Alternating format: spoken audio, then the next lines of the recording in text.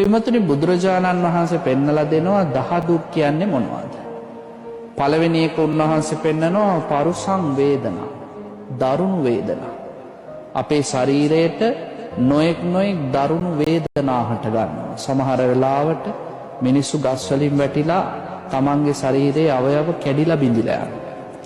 සමහර වෙලාවට යන්ත්‍ර සූත්‍ර වලට අහු වෙලා අතපය කැබලි වලට විනාශ වෙලා යනවා. එහෙම නැත්නම් කොහෙන් හරි ගුටි කන්ට සිද්ධ වෙලා ශරීරයේ දරුණු වේදනාවන් හට ගන්නවා. ඔන්න 10 දුක් වලින් පළවෙනි එක බුදුරජාණන් වහන්සේ පෙන්නනවා පරුසං වේදනා.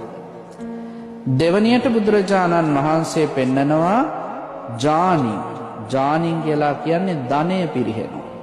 10 දුක් වල දෙවැනි කාරණය. තමන් හරි හම්බ කරගත්ත සල්ලි යා දෙන්නේ නැහැ. පරාභව සූත්‍රයේදී දේශනා කරනවානේ භෝග විනාශ වෙන ක්‍රම.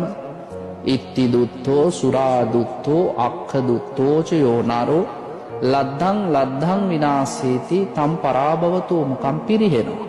කොහොමද පිරිහෙන්නේ? ස්ත්‍රීන්ට ලොල් වුණාම, සුරාවට ලොල් වුණාම, සූදුවට ලොල් වුණාම. ඒ විතරක් නෙමෙයි. මෙන්න මේ කියපු විදිහට පීඩාවටපත් නොකළ යුතු අය විවේචනයන්ගෙන් වචන වලින් ශාරීරිකව පීඩාවටපත් කළොත්